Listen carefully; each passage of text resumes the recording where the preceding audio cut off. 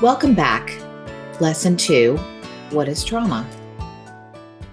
When I first started to learn about trauma, it wasn't very clear to me. We didn't talk about trauma, we talked about sin. We certainly believed that there were things in life that were traumatic. Still, we ignored all the symptoms that are now becoming apparent because we assume that we just needed to pray more, read the Bible, and dedicate ourselves to the Christian narrative. First, we assumed the root problem was that we were all sinners. When we committed ourselves to Christ, we thought that God fixed everything. After all, Scripture told us we were new creations when we submitted to the right belief system. When we saw evidence contradicting that assumption, we employed the age old strategy of spiritual bypassing. According to Robert Augustus Masters, spiritual bypassing is the use of spiritual practices and beliefs to avoid dealing with our painful feelings, unresolved wounds, and developmental needs. It is much more common than we might think, and in fact, it is so pervasive as to go largely unnoticed except in more obvious extremes. As religious institutions, we certainly experienced those that were victims of traumatic events, including all kinds of abuse, rape, neglect, and all forms of mistreatment. But we didn't understand how these people's experiences had left them with permanent damage that needed attention, and we certainly didn't know how to help them. When we love bombed them on the way in the door, it helped them to regulate, even though we didn't know what that word meant. When we told them we had hope for them and that God had a purpose for them, it made it easy for them to believe in our doctrine that promised to recreate them. We hugged and prayed with them, but unfortunately, that didn't strike at the root of their issues. We occasionally considered therapy by a licensed counselor. Still, usually that got pushed aside because all of our effort and a lot of our money was invested in the other solution. As a pastor, I struggled with who I could tell and what people would think of me if I needed counseling. What do you do when your solutions are not helping?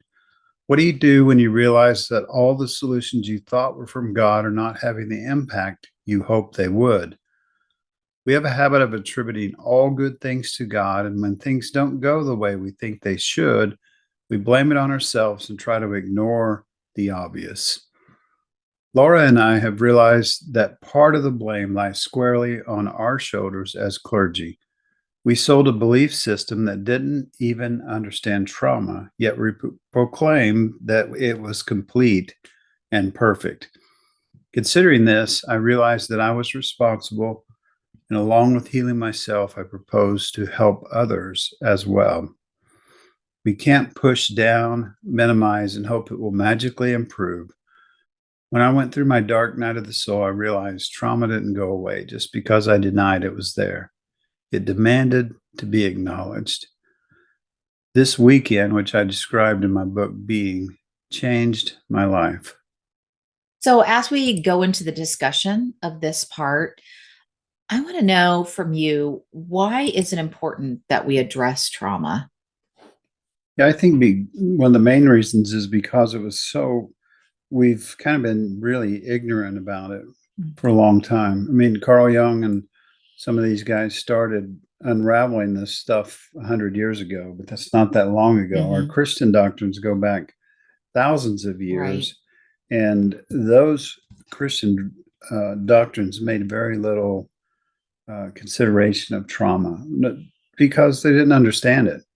You know, surely it's something magical that's got to happen because this problem we can't seem to solve, right?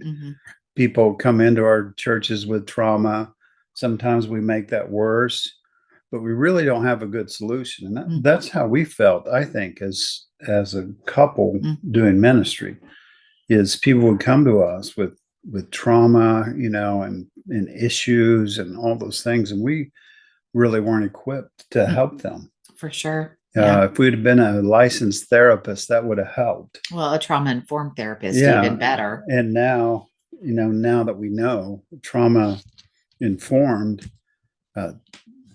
therapist would, like you said, would be better. But just understanding that person's not sinful, Mm.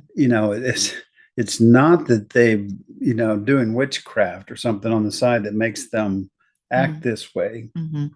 It's the stuff they've been through, and it's Right. unraveling that. So, Yeah, and I think we have to understand that, based on the book, The Body Keeps a Score, that is in fact true, that your body holds on, your nervous system holds on to that trauma. And by pressing it down, bypassing it, not dealing with it, we aren't doing ourselves any favors. It still remains in our body. mhm, And so, you can bypass it, you can press it down, you can deny it all you want, but your nervous system, your body remembers that trauma, and it's not going to let you just bypass it forever. There will come a time when you have to deal with that yeah, trauma. and whether we admit it or not, or whether people out there want to admit it or not, religion definitely bypasses Mm. things. That's part of the deal. Mhm. We kind of pray together, we get together and regulate ourselves, which is Mhm. good, Mhm. but then we don't solve the ultimate problem. And so it'll all be better by and by, or we'll understand it better by and by, Mhm. and all those songs and the things we say Mhm. just bypass us, to where we're not healing what's giving us we're not getting to the root of the problem. Well, and it can also um, heap on more trauma if you Hmm. think about it, because as we're praying or as we're singing, it's, oh, what a wretch am I? What a terrible sinner I am. Hmm. And, we've been through this traumatic event or traumatic years of growing up or traumatic marriage or abuse situation or whatever. And we're basically taking on the responsibility of that, which just adds to our trauma. It must be my fault. I'm a wretched sinner. I'm no good. And, that, I mean, just even thinking about that brings me anxiety. Like I can feel that in my own body right now, because we are not helping someone heal when we do those things from their trauma. We are Hmm. actually re-traumatizing and adding more trauma to the Hmm. situation. So why do you think churches and other religious groups are afraid, and I'll put that in air quotes, are afraid to deal with trauma? Yeah. Or are they? Maybe it's something else. I think one of the reasons is they don't understand. Yeah. And they don't. But the other thing is, a lot of we know from being in a church for 20 years and running the show and Mhm. seeing how the sausage is made. Most of the time is dedicated to keeping the show running, to keeping the Sunday morning Mhm. and the programs we have running and paying the staff, keeping the building up, having a place for people to come into. And we're Mhm. focused on those people coming in, Mhm. and we got to keep them coming in because there's also people going out. And so most of our energy and effort was on that, especially in a smaller church. We had Mhm. to help clean the toilets, and things Right. like that. So there's a lot of work to be done. There's very little time for that work. Mhm. We're not willing to shut down the Sunday morning service to just be with each other Right. and maybe have some counseling. Mhm. It's the show must go on. We got to Mhm. get our adrenaline rush and things like that. Mhm. So I've said this a lot of times. I don't think pastors are evil, and I don't think they have evil Mhm. intentions. They do tend to be narcissists, Mm. which is part of the problem. But for the most part, they want to help people. That's why they got into Mhm. ministry. But Mhm. the system just doesn't work Mhm. to help with that. I think it's interesting because you used to always say in our churches that we pastored, keep the main thing the main thing. Hmm. And we always assumed that was Jesus, God, whatever. Evangelism. Yeah. Um, yeah, but even so, like the main thing to Christ was people. Hmm. And so, maybe we should shift our thinking and organize religion to what the main thing really is. Hmm. Jesus talked a lot about, helping your neighbor, helping the widow, helping the orphans. And how much of that do we really do? Yeah. And all those It's things less can than be very, 10%. I mean, yeah, by and all those things money. can be very traumatizing. Yeah. So let's see if we can clearly define what is trauma. This is number one. What is trauma? Number one, what is trauma? According to the American Psychological Association, trauma is an emotional response to a terrible event like an accident, rape, or natural disaster. Immediately after the event, shock and denial are typical. Longer term reactions include unpredictable emotions, flashbacks, strained relationships, and even physical symptoms like headaches and nausea. In his book, Waking the Tiger, Dr. Peter Levine says a traumatic event is defined as an event that causes a long term dysregulation in the autonomic and core nervous system. Every day we are defining and clarifying these definitions of trauma and how it affects us. But please notice how they use these two words, event and response. Trauma is not just something that happened to us, but it is how we responded to it or how we were not able to respond to it that causes trauma to persist. Trauma events are also not just sexual events. Sexual abuse is a big problem in the church, but it's not our only problem. Many times, trauma comes from a caregiver who wasn't able to respond in a way that would have regulated us and avoided the wound becoming stuck. Beliefs like eternal conscious torment, hell, often cause the issue. Our wrestling with terrifying beliefs causes a response that wounds us. This is also not our fault, but we should address it. So, can you speak to the idea that all trauma is relevant? Yeah, I really like what we were just talking about because we have to remember that one person's traumatic event um, is not the same as another person. So, what one person might determine as a terrible experience, what you might think of it was a terrible experience in your childhood may not have been something either I experienced or if I did experience it, maybe it didn't have the same effect on me as far as trauma goes.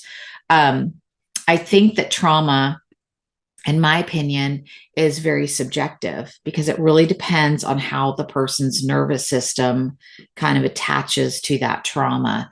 But irregardless, it's all valid, right? Mm-hmm.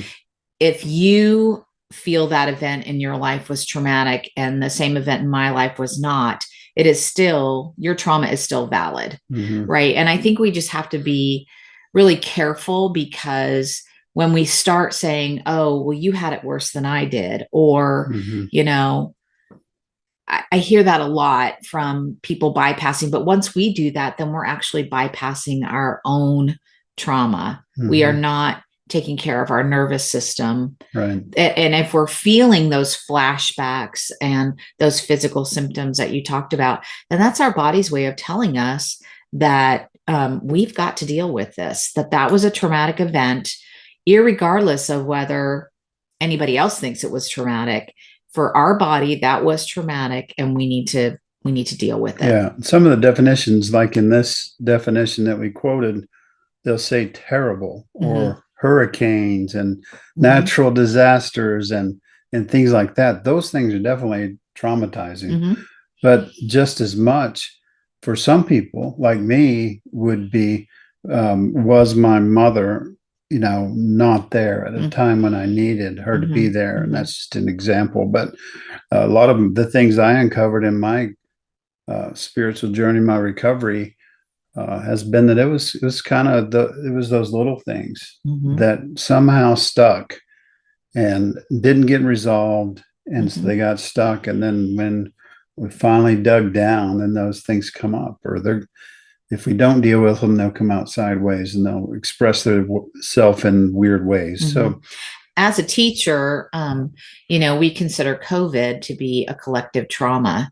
Now, you may talk to some people and they either thought COVID was a hoax or not that big of a deal. But for others, and including our children, it was a collective trauma that is still having lasting effects even today. I can speak to Mhm. that about in our classrooms today. Yeah, indeed. So let's move on to number two. Number two, it's in the body.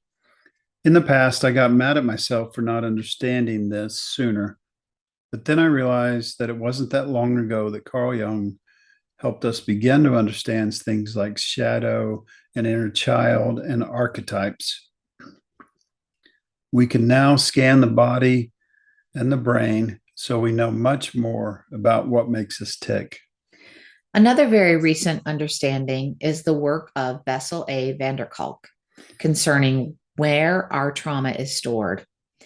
In his book, The Body Keeps a Score, he states traumatized people chronically feel unsafe inside their bodies.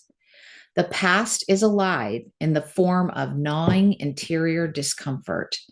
Their bodies are consistently bombarded by visceral warning signs, and in an attempt to control these processes, they often become experts at ignoring their gut feelings and in numbing awareness of what is playing out inside. They learn to hide themselves. He continues, the mind needs to be re educated to feel physical sensations, and the body needs to be helped to tolerate and enjoy the comforts of touch. Individuals who lack emotional awareness can connect their physical sensations to psychological events. Then they can slowly reconnect with themselves. As we discussed later in this book, Eugene Genlin, who discovered focusing, explains why this matters that trauma is stored in our bodies and we must make a mind body connection. He states, what is split off, not felt, remains the same.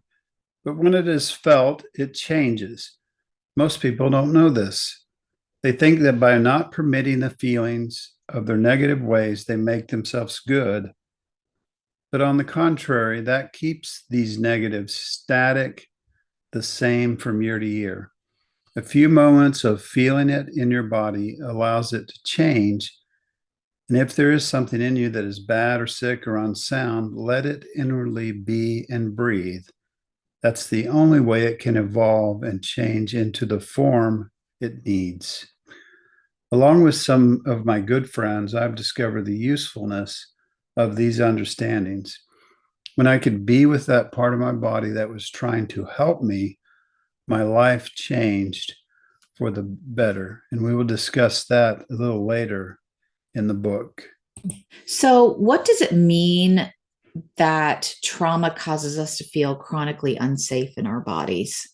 Yeah, I think when there's shadow there, when there's things that need to be addressed, we say sometimes they come out sideways, right? And so if I say, well, I need to go inside, I need to get in touch with my body, and a lot of times when I do that, I feel that Mm-hmm.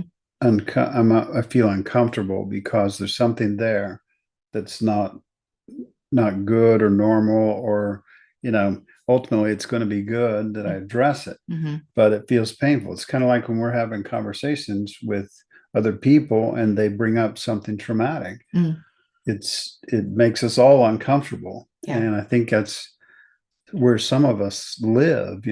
Was just we know there's something there that needs to be addressed, but then we go inside and it feels weird, it feels hard, it feels Mm-hmm. uncomfortable, and all those. So we avoid things like Yeah. that. We avoid pain and seek Mm-hmm. pleasure and all that stuff, but we're just chronically there and we don't trust ourselves. Right. And I think that's a message of religion, partially, Mm-hmm. is to not trust yourself. And I think a lot of the reason, like for so long, that I pushed a lot of my trauma down was just because if I admit to it, then I'm admitting that I'm a terrible person, that I'm a sinner. So Mm-hmm. it's kind of like all those It's messages. falsely connected with Hmm. sin, Right. and you're something's wrong inside Hmm. because you're sinful, Hmm. and you need to confess that sin. And then, Hmm. but then we confess that sin. We say we're sorry for whatever it was. I can't even really Hmm. address. but it still doesn't go away. Right. It may feel better in the moment, Mhm. right? You might feel better for a day, a week, maybe even a month or two, but I promise you it's going to resurface. Like Mhm. until I specifically dealt with my trauma, it kept coming back. And then I would then that would cause me to even feel worse about myself because it's like you go, why can't I get over this? Why am I still dealing with this? Mhm. So it's such a vicious cycle. So I think we talked a little bit about this, but why do we avoid that connection with the body? Do you think part of it is we're taught in religion not to do that? Mhm. Yeah, I remember those messages very clearly. Don't trust yourself. Mhm. You're completely wicked. Your inner self is bad. Mhm. Your core self is bad. And don't go there. Mhm. Don't, just pray the blood over it or whatever religious sounding things you want to put on it. But then we notice 20 years later that we've been stuffing things down for 20 years and Mhm. then it all comes out at once or comes out sideways. So Mhm. we need to learn to trust ourselves and our intuition, like we talked about not Right. too long ago. Right. Let's go on to number three. Okay. Number three, what about religious trauma? Therapist.com says religious trauma occurs when a person's religious experience is stressful, degrading, dangerous, abusive, or damaging. Traumatic religious experiences may harm or threaten to harm someone's physical, emotional, mental, sexual, or spiritual health and safety. Just like the standard definition, it is not just the event, but how the organization and the survivor respond. It may be that a religious leader perpetrated the trauma, such as sexual assault or direct attacks by those in power. The event may have religious implications, such as being deemed that the person's spiritual life is threatened. To make matters worse, the spiritual community's response might worsen if there's an overemphasis on shaming ideas about what God thinks or did, or a minimizing of the event's impact. Survivors may withdraw from sharing to avoid shaming, shunning, or separation from the group. As I mentioned earlier, sometimes the catalyst is a belief that may or may not be attached to an event. Beliefs about hell and human depravity can set the table for further trauma. Because religion is also an organization, the needs of the individual can easily be overlooked. The website lists 10 symptoms of spiritual abuse. Number one, self hatred. Number two, shame. Number three, perfectionism. Number four, hypervigilance. Number five, difficulty making decisions. Number six, loss of community. Number seven, lack of boundaries. Number eight, delayed social milestones. Number nine, sexual dysfunction. Number 10, mental health disorders. The Global Center for Religious Research, GCRR, gives us another definition of religious trauma. Religious trauma results from an event, a series of events, relationships, or circumstances within or connected to religious beliefs, practices, or structures that is experienced by an individual as overwhelming or disruptive and has lasting adverse effects on a person's physical, mental, social, emotional, or spiritual well being. They also report some alarming news in their study titled Percentage of U.S. Adults Suffering from Religious Trauma, a Sociological Study. This sociological study aimed to ascertain the percentage of adults living in the United States who have experienced religious trauma, also known as RT, and what percentage presently suffers from RT symptoms. After compiling data from 1,581 adults living in the United States, this study concludes it is likely that around one third, 27 to 33% of US adults conservatively have experienced religious trauma at some point in their lives. That number increases to 37% if those suffering from any 3 of the 6 major RT symptoms are included. It is also likely that around 10 to 15% of US adults currently suffer from religious trauma if only the most conservative numbers are highlighted. Nonetheless, since 37% of the respondents personally know people who potentially suffer from RT, and 90% of those respondents know between 1 and 10 people who likely suffer from RT, then it could be argued that as many as 1 in 5 or 20% of US adults presently suffer from significant religious trauma symptoms. In most definitions of trauma, religious and otherwise, we usually see that there is an event. As we mentioned before, there is an event and an experience of that event. Please resist the religious urge to point fingers at the survivors, telling them, see, it's all how you took it. Because we tend to blame the victim, better named survivor, we should probably talk about these events. Sometimes they are called adverse religious experiences, or AREs. According to GCRR, AREs are an experience of religious belief, practice, or structure that undermines an individual's sense of safety or autonomy and or negatively impacts their physical, social, emotional, relational, sexual, or psychological well-being. These experiences have the potential of resulting in religious trauma. Interestingly, AREs are generally divided into abuse, neglect, and communal practices. The first 2 are obvious and can be subdivided into emotional, verbal, physical, and spiritual. So, an obvious ARE could be sexual abuse or sexual neglect, verbal abuse, verbal neglect, etc. But it surprised me to discover communal practices are an ARE and that many descriptions or variations exist to notice.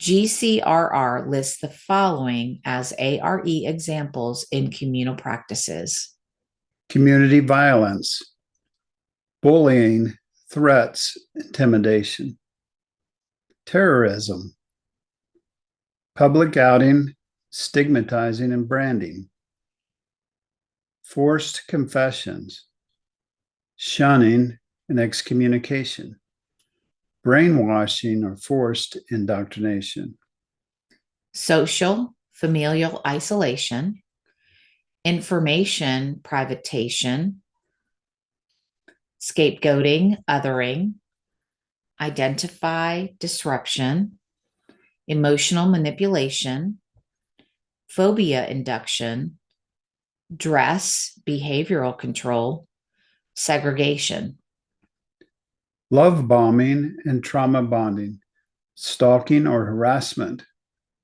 forced conversion, conversion therapy, forced ritual performance, substance abuse, financial fraud, financial, sexual, or other exploitation. I believe it helps to know that these AREs don't always cause experiences of religious trauma like anxiety, depression, nightmares, self-harm, etc.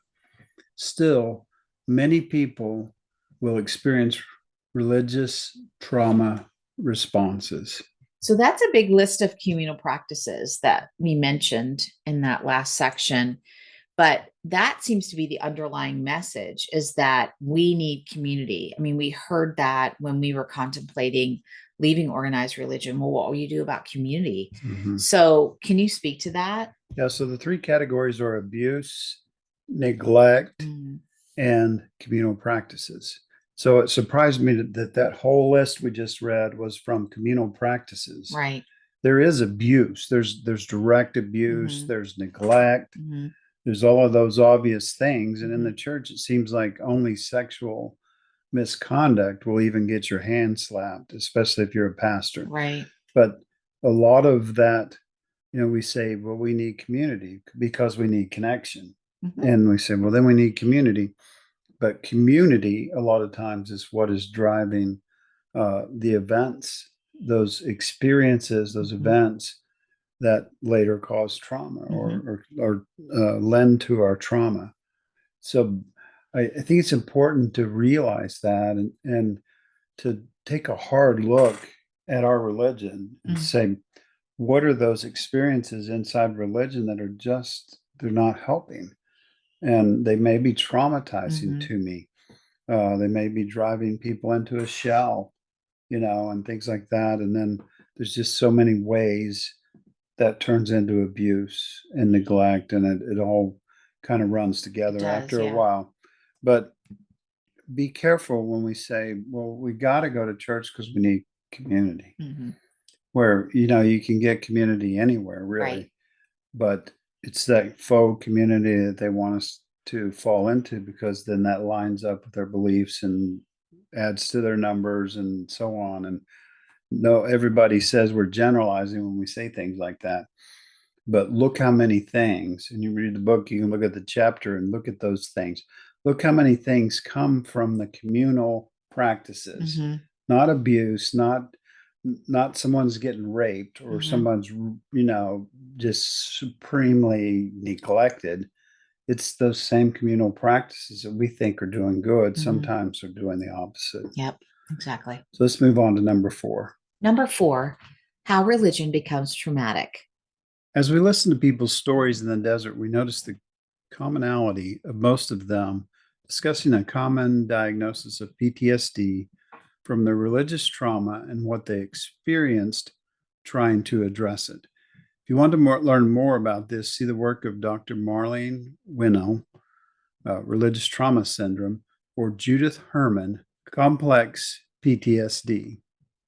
The CPTSD Foundation describes how religion becomes traumatic by referencing Herman's prism of captivity, dominion, and personality erosion.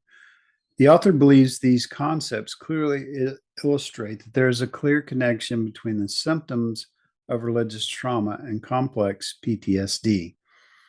For me, it didn't take imagination at all to see captivity, domination, and personality erosion in most, if not all, of the stories of religious trauma survivors we talked to. But just understanding the problem doesn't get us to healing. The criticism we hear about talk therapy is that it typically only engages the mind. What we need is something that familiarizes us with our bodies so that instead of only understanding and regulating our trauma, we can engage with the body and integrate those wounded parts of us. May I introduce you to somatic therapies? These experiences explore how the body expresses deeply painful experiences, applying mind body healing to aid in trauma recovery. For us, our primary healing process was called focusing, developed in the 1970s, but you will find what is best for you. More information follows in the chapters ahead. I hope this gives you some introductory information, and I wish you all well as you dive deeper. These definitions that we've given you will get you started, but it'll be when you do your own research, when you do your own healing, that you begin to uncover them, and we'll give more details later in the book. So, lesson 2 action steps. Number 1, write down a working definition of trauma. Number 2, how is trauma stored in the body, and why does that matter? Number 3, what are some examples of religious trauma that you have seen or experienced? What are AREs? Which ones have you seen or experienced? Read the article on the CPTSD Foundation website titled How Religion Becomes Traumatic. It may help to list some regulating things religion provided, followed by the toxic parts or the way it failed to address the trauma you brought to the table. And we'll see you in lesson 3.